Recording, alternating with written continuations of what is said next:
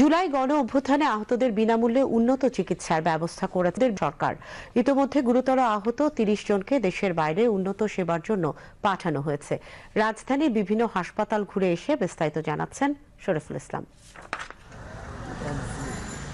July August ছাত্র জনতার গণ অভ্যুত্থানে আহতদের চিকিৎসা চলছে রাজধানীর ১৩টি হাসপাতালে। প্রতিটি হাসপাতালেই আহতদের সম্পূর্ণ বিনামূল্যে চিকিৎসা সুবিধা দেয়া হচ্ছে।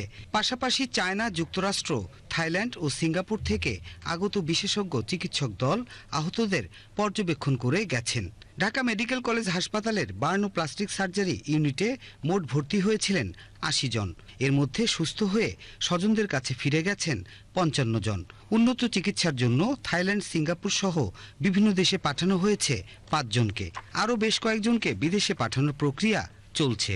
আহতরা বলছেন, চাহিদা অনুযায়ী বিশেষ চিকিৎসা সেবা পাচ্ছেন তারা। চিকিৎসা ব্যবস্থা অনেক ভালো, প্লাস ডাক্তার বলো প্লাস নার্স বলো, এই জায়গায় এদের কেয়ারিং এ কোনো অসুবিধা নেই। ওনারা আমাদের অনেক খোঁজ খবর রাখতেছে, অনেক চিকিৎসা দিতেছে, উত্তম চিকিৎসা দিতেছে। আগে একবারে চাপাইতে পারতাম না, এখন ৫-৬ দিন থেরাপি দেওয়ার পরে পাওয়ান মোটামুটি চাপাইতে পারি।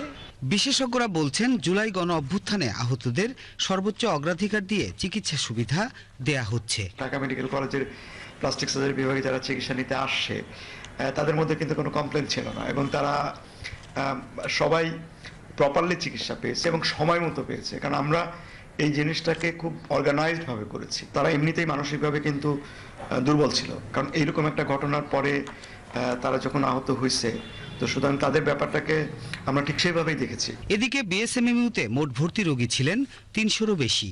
এর মধ্যে বেশিরভাগ রোগী সুস্থ হয়ে স্বাভাবিক জীবনে ফিরে গেছেন। এখনো ভর্তি আছেন ৪২ জন রোগী। পুরো শরীরে আমি গুলিবিদ্ধ হই, যেগুলোকে ছড়া গুলি বলে আর কি। এখানে এসে আমাকে ডাক্তার অ্যাডমিট করাইছে। অ্যাডমিট করানোর পর আমাকে ভালোভাবে ট্রিটমেন্ট দিয়েছেন আর কি।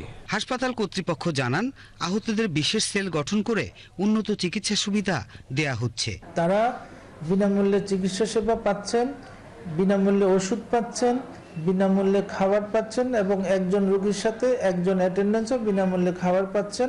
এবং যেসব জটিল রোগী এখানে চিকিৎসা সম্ভব নয় প্রযুক্তিগত কারণে, সেই রোগীগুলোকে আমরা মেডিকেল বোর্ড করে, মেডিকেল বোর্ডের রিকমেন্ডেশন অনুসারে উন্নত চিকিৎসার জন্য আমরা দেশের বাইরে প্রেরণের জন্য সুপারিশ করছি। স্বাস্থ্য উপদেষ্টা জানান, আহতদের সুচিকিৎসা নিশ্চিত করার পাশাপাশি তাদের পুনর্বাসনে সব ধরনের প্রচেষ্টা অব্যাহত রেখেছে সরকার। আমাদের চেষ্টা ছিল যে বাচ্চাগুলো চোখ হারিয়েছে, যাদের হাত হারিয়েছে, যাদের পা চলে গেছে, তাদের সর্বোচ্চ চিকিৎসাটা যেন আমরা দেই। এই পর্যন্ত ৩০ জনকে বিদেশে পাঠিয়েছি, কেউ সিঙ্গাপুরে, কেউ ব্যাংককে। আমাদেরকে এয়ার অ্যাম্বুলেন্স আনতে হয়েছে ব্যাংকক থেকে অথবা সিঙ্গাপুর থেকে। তার জন্য আমরা একবার ৬০ লাখ টাকা পর্যন্ত আমাদেরকে পে করতে হয়েছে এয়ার অ্যাম্বুলেন্সের জন্য। টাকার কথা আমরা চিন্তা করি, টাকা যেভাবে হোক সেটার ব্যবস্থা আমরা করতে পারবো, কিন্তু আমাদের ছেলেগুলোদেরকে আমরা চিকিৎসার সুব্যবস্থাটা দেই।